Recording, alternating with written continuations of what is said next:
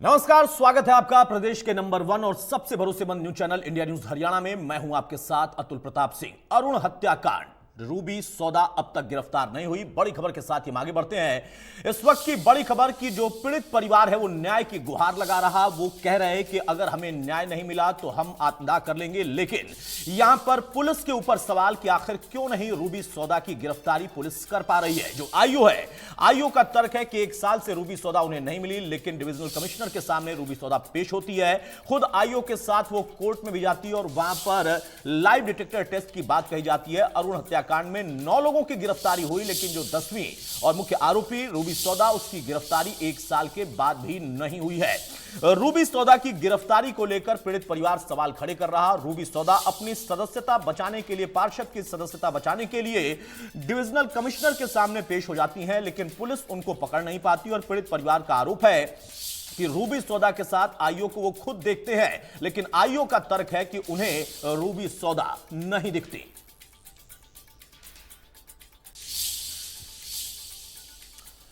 तो अरुण हत्याकांड में नामजद आरोपित पार्षद रूबी सौदा की करीब 1 साल के बाद भी गिरफ्तारी नहीं हो पाई है। पीड़ित परिवार लगातार गिरफ्तारी की मांग कर रहा। 2 बार कोर्ट ने गिरफ्तारी वारंट जारी किया, लेकिन बावजूद उसके आरोपित को पुलिस नहीं पकड़ पाई। अलबत्ता पुलिस ने कोर्ट से रूबी सौदा का लाइव डिटेक्टर टेस्ट करवाने को कहा है। अनुमति इसके लिए मांगी गई। इस प्रकरण में अब पुलिस की कार्यप्रणाली पर ही सवाल उठने लगे। रिपोर्ट आप देखिए।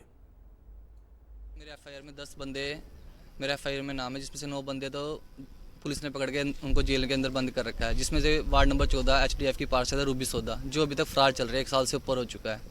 तो बस मेरी यही मांग है कि रूबी सौदा को अरेस्ट किया जाए। और मैं इस रूबी के चक्कर में कहीं ऊपर तक एप्लीकेशन दे चुका हूँ, मंत्री साहब से मिल चुका हूँ, चंडीगढ़ हेडक्वार्टर पुलिस वहाँ पे भी एप्लीकेशन दे चुका हूँ, एसपी साहब से मिल चुका हूँ। मेरी कोई भी मदद नहीं कर रहा है। बल्कि आज तो मैं रेनू फुलिया जी से मिला, कमिश्नर हैं जो, वहाँ पर उसकी मीटिंग थी आज, तो मीटिंग में प्रेजेंट हुई। तो प्रेजेंट मैंने पुलिस को फ़ोन किया, अपने आईओ को फ़ोन किया, निरंजन है जिसका नाम, CI1 का। उन्होंने मेरा फ़ोन नहीं चक्का। फिर मैंने करमचंद जी को फ़ोन करा जो उनसे ऊपर है। उन्होंने कहा कि एसपी सर को फ़ोन कर, वो गिरफ्तार करेंगे। एसपी सर को कॉल की मैंने, एसपी सर ने मेरा फ़ोन नहीं करा। मैं कंट्रोल रूम से किसी का नंबर लिया कि पुलिस हेडक्वार्टर से किसी का नंबर मिल जाए, किसी मेरा फ़ोन नहीं उठाया। और जिस कारण जब उसका वारंट इशू हो चुका है तो उसको अरेस्ट करा जाए ना। जो अरेस्ट नहीं करा तो वारंट क्यों निकलवाया उसका? तो मेरी यही मांग है कि उसको अरेस्ट किया जाए। जो अरेस्ट नहीं करा तो वारंट कैंसिल करवा दो। सुना आपने, इस शख्स का नाम दीपक है, जिसको अपने भाई की हत्या के 1 साल बाद आज भी इंसाफ का इंतजार है। इंसाफ की उम्मीद लेकर ही दीपक अंबाला के डिविजनल कमिश्नर दफ्तर पहुंचा था। उम्मीद यही थी कि प्रशासन की ओर से उसके भाई की हत्या की आरोपी पार्षद रूबी सौदा की सदस्यता रद्द कर दी जाएगी, लेकिन दीपक का पुलिस प्रशासन से भरोसा उठ गया। एविडेंस बाकी रह गया, चीफ हुआ, मेरा क्रॉस बाकी रह गया। मैंने जज साहब के सामने भी बात करी है कि इन्होंने, निरंजन ने, बिना जज को भी पर्दे में रख के रूबी सौदा को कोर्ट में प्रेजेंट किया था, जिससे जज साहब को इस बात का पता नहीं था कि उसके वारंट इशू निकल रखा है। तो मैंने जज साहब के सामने भी ये बात रखी, तो उन्होंने कोर्ट में निरंजन को बुलाया था, जो मेरे केस में आईओ है। तो उसने अपनी कोई बात रखी होगी, उस बात का मुझे पता नहीं है। तो बस अब जब उसके वारंट इशू हो चुके हैं तो उसको अरेस्ट भी करो ना। आज मैंने अपनी आंखों से देखा, वो सरेआम घूम रही है, ऐसे घूम रही है जैसे कि उसका कुछ किया ही नहीं है, उसका कोई बाल भी बाका नहीं हुआ। प्रशासन उसका फुल सपोर्ट कर रहा है। आज मैंने खुद देखा है, प्रशासन पूरा सपोर्ट कर रहा है, कानून भी उसकी पूरी सपोर्ट कर रहा है। दरअसल पार्षद रूबी सौदा, जिस पर अंबाला के वार्ड 14 की जनता ने भरोसा जताया, सिर आंखों पर बिठाया और अपना कीमती वोट देकर पार्षद चुना, लेकिन लगता है कि कुर्सी की हनक मैडम को ऐसी चढ़ी कि अपने इलाके के ही युवक की हत्या मामले में नाम शामिल हो गया। 16 फरवरी 2021 की वारदात है, जब अंबाला के गोवर्धन नगर इलाके में अरुण नाम के एक युवक की पीट कर हत्या कर दी गई। परिवार वालों की शिकायत पर पुलिस ने पार्षद रूबी सौदा समेत 10 लोगों के खिलाफ मामला दर्ज किया। 9 आरोपियों को पुलिस गिरफ्तार कर चुकी है, लेकिन 1 साल से ज्यादा का वक्त बीतने के बाद भी पार्षद रूबी सौदा की गिरफ्तारी नहीं कर पाए। हाँ जी, लाइव डायरेक्ट उन्होंने खुद मांगा है जी, मैं भी उसके लिए एग्री हूँ, कोई बात नहीं कराओ, लेकिन इतनी जल्दी कोई इतना टाइम को कि 1 साल तो वैसे मेरे केस को हो गया, जिससे फरार चल रहा है। अब 1 साल बाद टेस्ट होगा, हिसाब से फरार चलती रहेगी वो। अरुण के परिवार वालों ने अंबाला पुलिस की कार्यशैली पर भी सवाल उठाए हैं। इंसाफ की आस में अब हरियाणा से केस ट्रांसफर करने की गुहार लगाई जा रही है। अंबाला से अमन कपूर, इंडिया न्यूज हरियाणा। जी हाँ, सवाल इसी बात का है कि अगर एक ही केस में 9 लोगों की गिरफ्तारी होती है तो फिर 10वीं आरोपी की गिरफ्तारी क्यों नहीं हुई? क्या उसे क्लीन चिट दे दिया गया है? क्या चार्जशीट दाखिल हो गई है? क्या लाइव डिटेक्टिंग टेस्ट की जो डिमांड थी वो पूरी कर ली गई है? और कोर्ट के समक्ष कहा गया कि दरअसल ये कोऑपरेट कर रही हैं जांच में, इसलिए इनको गिरफ्तार करने की अगर जरूरत नहीं है तो इसको कंसीडर किया जाए। सवाल इस बात का है कि आखिर क्यों इतना ज्यादा किसी एक के लिए वेटेज पुलिस दे रही? 1 साल के बाद भी अब तक गिरफ्तारी क्यों नहीं हुई? और रूबी सौदा फरार अगर है तो फिर वो कैसे डिविजनल कमिश्नर के सामने पेश हो जाती है सदस्यता बचाने के लिए? मेरे सहयोगी अमन हमारे साथ इस वक्त जुड़े हुए हैं। अमन, इस पूरे घटनाक्रम में कई एक्सपर्ट से हमने बात की तो वहां पर यही जवाब मिला कि एक अलग सा ही केस दिखाई देता है। क्या अब तक पुलिस ने इस पर कोई भी एक नई थ्योरी डेवलप की है, कोई तर्क दिया है? बिल्कुल, देखिए इस मामले को लेकर जो एक्सपर्ट्स हैं हमने उनसे बात की है, जो इनके वकील हो या अरुण के वकील हो या अन्य हाईकोर्ट या सुप्रीम कोर्ट के वकील हो, उनसे भी हमने पक्ष जानने की कोशिश की थी कि आखिर कहाँ जो इस मामले को उलझाया जा रहा है।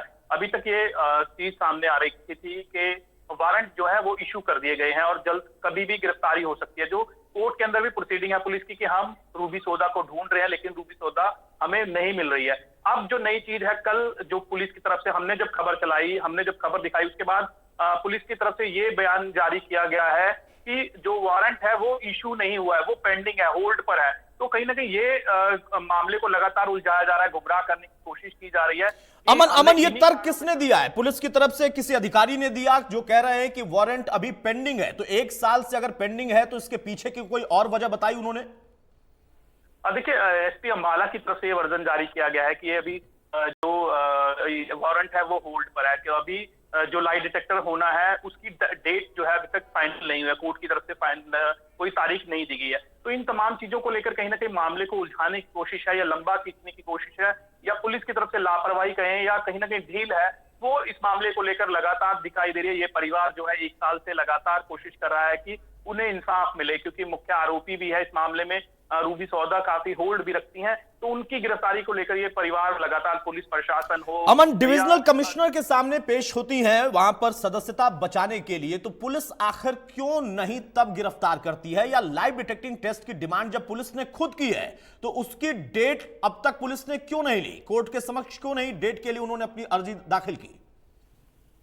देखिए, बिल्कुल कल जो है रूबी सौदा अपनी सदस्यता नगर निगम की पार्षद के तौर पर जो है बचाने के लिए डिविजनल कमिश्नर से मिली थी और अपना पक्ष रखा था, क्योंकि रूबी सौदा की तरफ से अपनी जो तनख्वाह है 3 महीनों की, जो 1 साल की तनख्वाह है उसको डिमांड की गई थी कि वो तनख्वाह उन्हें दी जाए। तो नगर निगम कमिश्नर ने उनसे पूछा कि क्यों ना आपकी सदस्यता को रद्द कर दिया जाए, क्योंकि आप 3 जो मीटिंग हुई है उनके अंदर आप नहीं पहुंची हैं। तो इसी का पक्ष रखने के लिए वो मंडला आयुक्त के पास पहुंची थी, डिविजनल कमिश्नर के पास पहुंची थी।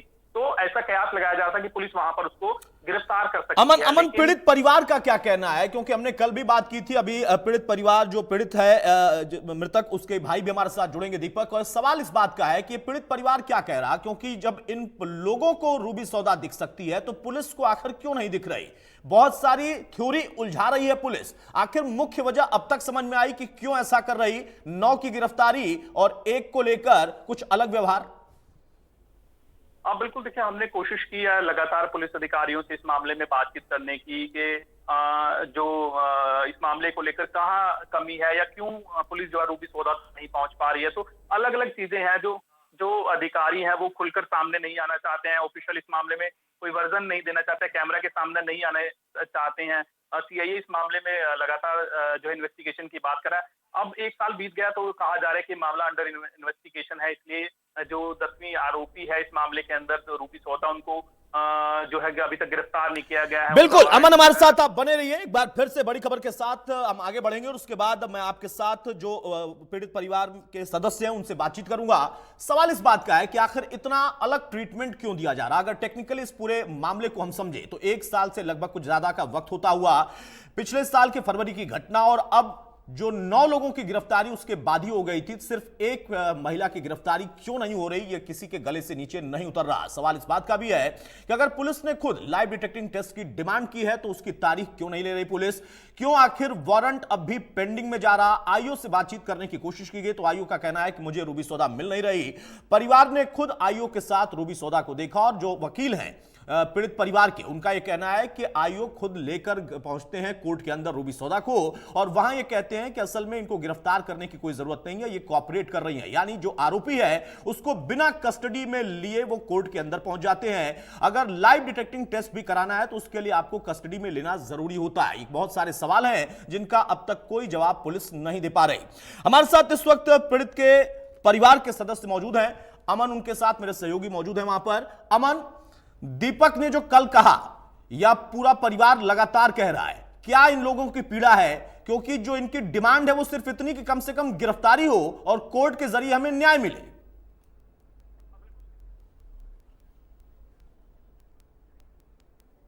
और बताएं कि कहां-कहां उन्होंने गुहार लगाई और अब जो है उन्हें कितनी उम्मीद पुलिस से बची है।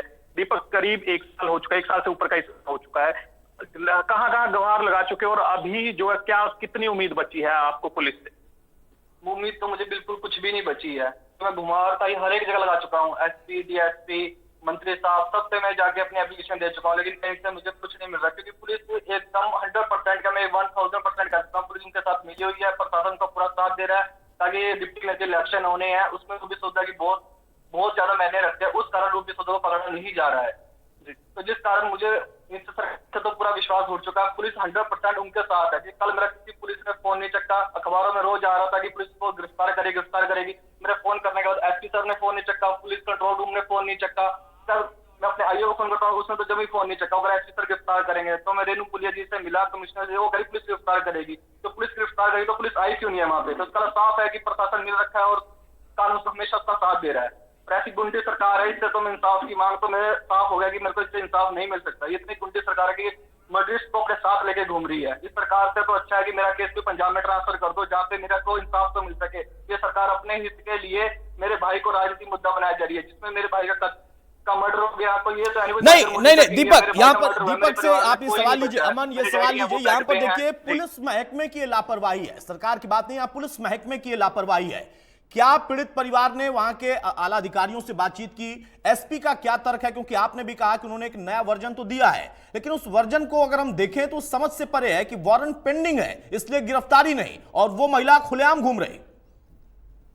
देखिए, आप लगातार एसपी अंबाला है जो उनसे मिल रहे हैं, डीजीपी तक से मिल चुके हैं, तो अधिकारियों की कहाँ लापरवाही मिलती है? क्या आपको क्या कहा जा रहा है पुलिस की तरफ से? बस एक आश्वासन दिया जाता है, कोई नियम देख रहे हैं, 1 साल से मैं ही सुनता रहा हूँ कल, लेकिन मैंने जब उस रूबी को अपने प्रशासन के साथ घूमते देखा तो मेरा एकदम सरकार से तो एकदम विश्वास उठ गया कि एक खून जिसने कर रखा है वो सरेआम प्रशासन के साथ घूम रही है, तो मेरे को इंसाफ किससे मिलेगा? मेरे को तो इंसाफ मिल नहीं सकता, जब प्रशासन साथ दे रहा है तो मेरे को इंसाफ कौन देगा? कोई भी दे सकता। क्या चाहते हैं कि इस मामले के अंदर जो है कहीं और ट्रांसफर किया जाए, उच्च अधिकारी इस मामले की जांच करें, क्या चाहते हैं आप? मैं अपने केस में आईओ को भी चेंज करना चाहता हूं, और जहां तक कि सत्ता ही है, जिस सत्ता में जो है तो वही अपना राज चलाएगा, चाहे मेरा केस कहीं भी चला जाए, जब तक प्रशासन उसका साथ दे रहा तो मेरा साथ में कोई इंसाफ नहीं मिल सकता।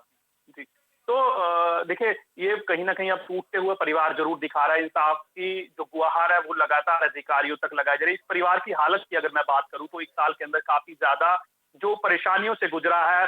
दीपक जो है वो घर से बाहर नहीं जा सकता है, बिना सिक्योरिटी के नहीं कमा पा रहा है। इनके पिता भी हैं यहाँ पर। मैं चाहूंगा कि वो इस परिवार की हालत वो भी दिखाई जाए कि वो किस हालत में है। बताया जा रहा है कि वो बीमार हैं और लगातार 1 साल से उनका भी ट्रीटमेंट चल रहा है। इनके परिवार जो माता जी हैं इनकी, वो जो है अरुण की, दीपक की, वो गुजर चुकी हैं। उनके पिता नरेश कुमार हैं, उनसे भी मैं बातचीत करने बिल्कुल अमन, मैं लौटूंगा आपके पास। यहां पर देखिए, इस वक्त की जो बड़ी खबर यही है, पीड़ित परिवार कह रहा है कि पुलिस प्रशासन पूरी तरह से साथ दे रहा। रूबी सौदा जो कि एक मर्डर केस में, ब्रूटल मर्डर केस में आरोपी है और 1 साल से ज्यादा का वक्त हो गया। वो फरार कही जाती है लेकिन खुलेआम घूमते हुए दिखाई देती है। वो अपनी पार्षद की सदस्यता बचाने के लिए डिविजनल कमिश्नर के यहां पेश होती है। अपनी जो तनख्वाह है वो लेने के लिए वो अपनी तरफ से अपील करती है, लेकिन पुलिस और जो इस पूरे मामले के आईओ हैं उनको वो दिखाई नहीं देती। पीड़ित परिवार ने खुद देखा कि वहां पर मौजूद थी। इसके पहले भी कई बार आईओ के साथ ही ये परिवार देख चुका है रूबी सौदा को, लेकिन पुलिस का यह तर्क होता है कि हमें रूबी सौदा मिल नहीं रही। जब ये पूरा मामला फिर से उजागर हुआ, हमने इसमें पड़ताल की तो फिर से पुलिस का एक नया वर्जन आया कि जो वारंट है वो पेंडिंग है, इस वजह से अब तक गिरफ्तारी नहीं हुई है। यानी समझ से परे है पुलिस का यह तर्क, और वारंट के बाद भी पुलिस की पकड़ से दूर है रूबी सौदा। और अब पुलिस खुद कह रही है कि वारंट तो है लेकिन वारंट रिसीव नहीं हुआ, वारंट पेंडिंग है। एनबीडब्ल्यू का यह केस 302 का इसमें चार्ज, जो कि अपने आप में बहुत गंभीर धारा, 90 दिन के भीतर इसमें चार्जशीट फाइनल देनी होती है, लेकिन 90 दिन से भी कहीं ज्यादा वक्त बीत गया, अब तक कोई गिरफ्तारी नहीं हुई है। तो अमन, जो पीड़ित के जो मृतक है उसके पिता भी वहां पर मौजूद हैं, जरा उनसे जानिए कि क्या उनका दर्द है और क्यों आखिर 1 साल से ये लोग चक्कर काट रहे हैं किसी एक की गिरफ्तारी के लिए। देखिए, नरेश कुमार है जो अरुण के पिता हैं, उनसे मैं बातचीत करूंगा कि वो किस पीड़ा से गुजर रहे हैं। सर, आप करीब 1 साल से चक्कर लगा रहे हैं पुलिस के, क्या कहते हैं अधिकारी, क्या कहकर आपको लौटा दिया जाता है? 1 साल में ये कैसे परिवार जो है किन दर्दों से गुजरा है? हमारे को जी धमकाया जाता है जी, हम ये कर देंगे जी, वो कर देंगे। हमारे लिए कोई कुछ सुनाई नहीं हो रही, कुछ नहीं हो रहा हमारे लिए। मेरा बेटा बहुत दूर तक भाग चुका है, मेरे अंदर से भागने की हिम्मत नहीं है जी। मैं जो भी अपना खाना पीना मेरे से हजम नहीं होता, वो मेरी परेशानी है मेरे को बहुत ज्यादा। तो इसलिए मैं अपने प्रशासन से बहुत परेशान हूँ। मैं इनसे सहमत कि जो हमारी सुनाई अभी तक इन्होंने कोई नहीं करी है। जो भी पक्ष होता है रूबी सौदा के पक्ष में ही हो रहा है। हमारे लिए कोई सुनाई नहीं है, कोई कुछ नहीं है। हमारे को इंसाफ दिलाया जाए और हमारी सुनाई हो जाए। अमन जरा जानिए उनसे एक बार फिर से, समझिए इस पूरे केस को। जैसा बताया गया था, कल मैंने अधिवक्ता से बात की थी, उनका कहना था बहुत ब्रूटल तरीके से मर्डर हुआ था। क्या वजह थी, कोई रंजिश थी, किस तरीके से पूरी साजिश रची गई? जी बिल्कुल, देखिए ये नरेश कुमार जो है वो खुद गाड़ी में उस वक्त मौजूद थे, ये अपनी पत्नी को लेकर यहाँ घर पर आते, यही ठीक बाहर यहीं पर हमला हुआ था। मैं एक बार उनसे पूछूंगा किस तरह से ये झगड़ा हुआ था, आप वहाँ मौजूद थे, आपने समझाने की कोशिश की थी, क्या बातचीत क्या हुई थी कि झगड़ा इतना बढ़ गया था? हम आए थे अपनी घरवाली को लेकर गया हुआ था जी, कुलचेतर गया था जी, वहाँ से वापस आ रहे थे तो रास्ते में इन्होंने दूर वगैरह रखे हुए थे, इन्होंने हमारे को रास्ता नहीं दिया और आके हमारे घर से हमारे को गाली गुफ्तार करने लगे। हमने बतेरा समझाया, पैर भी पकड़े, बहुत कुछ माफी भी मांगी थी हमारे, क्योंकि हमारी कोई गलती भी नहीं थी। आगे हमारे घर पे इन्होंने हमला करा जी, मेरे को चाकू से वार करा इन्होंने, पहले मेरे बेटे को मारा इन्होंने, उसके बाद इन्होंने मेरे पे हमला करा। बेटा हॉस्पिटल चला गया, उसके बाद मेरे को बच्ची हॉस्पिटल पहुंचा दिया गया था। उससे मैं इन्होंने बहुत समझाने की कोशिश करी, हमने इनको हमारे पे फिर भी चाकू तलवारों से बहुत हमले करे इन्होंने हमारे पे। मेरे बेटे की बाजू तोड़ दी, मेरे को लाचार कर दिया। हमारे पे कमाने माने नुआने वाला कोई नहीं है। अच्छा, जब अरुण आया था बताया जा रहा है कि वो अपने काम से लौटा था, उसको झगड़े का मालूम था या नहीं मालूम था? उसको कोई मालूम नहीं था जी, उनको कोई मालूम नहीं था कि लड़ाई झगड़ा हुआ है या नहीं हुआ, उसको कुछ भी नहीं पता, इस बारे में नहीं था। वो तो बाद में उसको आके खड़ा ही हुआ था, उसको पकड़ के लेके उसको उस टाइम मेरे को नहीं पता है उसके साथ क्या वार करा क्या नहीं करा। उन्होंने वहां पे उसके चाकू से तलवारों से काट दिया उसको, उसकी बाथरूम की जगह भी काट दी। अमन ये पूरा घटनाक्रम 1 साल से ज्यादा का वक्त बीत गया, क्या पुलिस की तरफ से इस परिवार को कोई दबाव में भी लेने की कोशिश की गई, क्योंकि इस तरीके की बातें भी निकल कर आई? देखिए, पुलिस की तरफ से ये लोग लगातार उनके पास जाते हैं और कहते हैं कि गिरफ्तारी क्यों नहीं होती, तो तब ये कहा जाता है कि उनको ढूंढ रहे हैं, या मतलब गाये बगाए इन लोगों पर प्रेशर ये भी रहा कि समझौता कर लिया जाए। इस तरह की तमाम चीजों से ये परिवार जो है गुजर रहा है और लगातार जो है धमकियां भी परिवार को मिलती, सुरक्षा भी हालांकि मिली हुई है, लेकिन उसके बावजूद कहा जाता है कि इनको लगातार धमकियां जो है मिलती रहती है कि समझौता कर लिया जाए। इस तरह के प्रेशर इन पर लगातार बनाया जा रहा है। जी अमन, इस पूरे प्रकरण को अगर हम देखें, और जैसा कि कल हुआ कि खुद वो महिला वहां पर डिविजनल कमिश्नर के सामने पेश होती है, परिवार उम्मीद कर रहा था कि शायद वहां पर पुलिस गिरफ्तार करे। ये तर्क जो है, क्या जब आपने एसपी से बात की तो उन्होंने इस बात को कहते हुए कि वारंट पेंडिंग है, कोई और भी इसमें क्लू दिया, कुछ और उन्होंने आगे के लिए बताया कि कब तक वो वारंट रिसीव करा लेंगे और कब तक गिरफ्तारी हो जाएगी? क्योंकि हत्या का मामला है, उसमें अगर 9 की गिरफ्तारी हुई है तो 1 को आखिर क्यों बख्शा जा रहा है? देखिए, हम लगातार इस मामले में जैसे खबर दिखा रहे हैं और कोशिश यही कर रहे हैं कि परिवार को इंसाफ मिले, तो इसके लिए हम अधिकारियों से लगातार संपर्क भी कर रहे हैं। तो तर्क जो है अलग अलग दिखाई देते हैं कि जो खुद अधिकारी हैं वो ये कहें कि होल्ड पर है वारंट जो है। इतने समय से इस चीज को लेकर ये कहा जा रहा था कि वारंट इशू हो चुका है, कभी भी गिरफ्तारी हो सकती है, हम लगातार उनको ढूंढ रहे हैं, जगह जगह पर छापेमारी की जा रही है, हमें नहीं मिल रही है रूबी सौदा। और उसके बाद अब आकर कहा जाता है कि जो वारंट है वो होल्ड पर है। उसके साथ साथ हमने लाइट डिटेक्टर को लेकर भी सवाल पूछा कि आखिर कब होगा, क्योंकि 1 साल का लंबा समय बीत चुका है और अब आप कहें कि हमें लाइट डिटेक्टर करवाना है और कहाँ होगा, इसको लेकर भी शायद पुलिस के पास कोई तैयारी है या नहीं, उस उसका भी अभी पुलिस के पास कोई ठोस जवाब नहीं है। मधुबन में नहीं, कहा जा रहा है लेकिन कि लेकिन अमन यहां पर सवाल इस बात का है कि ये परिवार अब क्या कह रहा है, क्योंकि गिरफ्तारी तो नहीं हो रही, तो ये क्या कह रहे हैं? क्या इनकी खुद की इस वक्त उम्मीद है, कुछ बची है उम्मीद, या टूट चुकी है पुलिस महकमे से? देखिए, मैं इस सवाल को जो है दीपक के सामने रखूंगा। वो इस मामले में लगातार जो है पुलिस के पास जा रहे हैं, उनसे बातचीत कर रहे हैं। तो मैं दीपक से चाहूंगा कि वो बताएं कि दीपक जो है अब क्या उम्मीद बची है, क्या कहना चाहते हैं कि इंसाफ को लेकर, क्योंकि इतना समय आपको जो है परेशान होते हुए हो चुका है। इंसाफ तो देखो जी, मेरे उससे तो मेरे को मिल नहीं सकता कि पुलिस ने मेरे को 1 साल से गुमराह कर रखा है।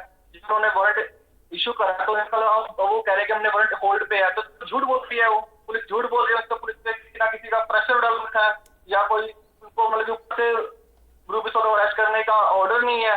जब उन्होंने पता लगा है कि वारंट निकल चुका तो उसको गिरफ्तार करो, या इसका झूठा ऑर्डर है वो, इसको कोर्ट को गुमराह करा जा रहा है, और साथ में मुझे तो गुमराह करा ही जा रहा है। तो मेरे को तो इससे सरकार से तो और पुलिस का तो बिल्कुल भी थोड़ी नहीं है कि मुझे इंसाफ मिलेगा। तो मैं ये चाहता हूँ कि ज्यादातर भी कुछ बचा है तो अमन जो पीड़ित परिवार है वो पूरी तरह से नाउम्मीद हो चुका है। दीपक जो कि मृतक के भाई है, उनका कहना है कि कोई इंसाफ की उम्मीद इनको अब नहीं बची है। क्या इन लोगों की तरफ से अब कोई नई कोशिश होगी, क्योंकि तमाम जगहों पर बड़े बड़े अधिकारियों तक के लोग पहुंचे लेकिन कहीं पर सुनवाई नहीं हुई? अब आपकी कोशिश क्या रहेगी? आप सभी अधिकारियों तक पहुंच चुके हैं, कई तरह की मांग भी आपने रखी है, क्या कहना चाहेंगे अब आप? अब मेरे का तो कुछ नहीं बचा, मैं एसपी ऑफिस पे धरना देना है, नहीं तो फिर रोड जाम करेंगे, फिर तब इंसाफ मिलेगा। इसके बाद सरकार को और कुछ तो दिखेगा। सरकार 1 साल से या पुलिस ने 1 साल से गुमराही कर दी है। चलिए, बहुत शुक्रिया अमन हमारे साथ जुड़ने के लिए। तो रूबी सौदा की गिरफ्तारी को लेकर पुलिस के ऊपर सवाल है। 1 साल से ज्यादा का वक्त बीत गया लेकिन फिर भी गिरफ्तारी नहीं, और वो महिला जो कि पार्षद है और अपनी पार्षदी को बचाने के लिए, यानी सदस्यता बचाने के लिए, उसके अलावा अपनी तनख्वाह पाने के लिए डिविजनल कमिश्नर के सामने तो पेश होती है, लेकिन पुलिस को वो नहीं मिलती। और पुलिस का अब नया तर्क आया है कि असल में वारंट अभी तक रिसीव नहीं हुआ, वो पेंडिंग है, इस वजह से हमने लाइव डिटेक्टिंग टेस्ट भी नहीं करवा पाए हैं हम। ये अलग से तर्क पुलिस ने नया दिया है। सवाल इस बात का है कि आखिर कौन है रूबी सौदा और क्यों उसको बचाने में लगी है वहां की पुलिस। नमस्कार।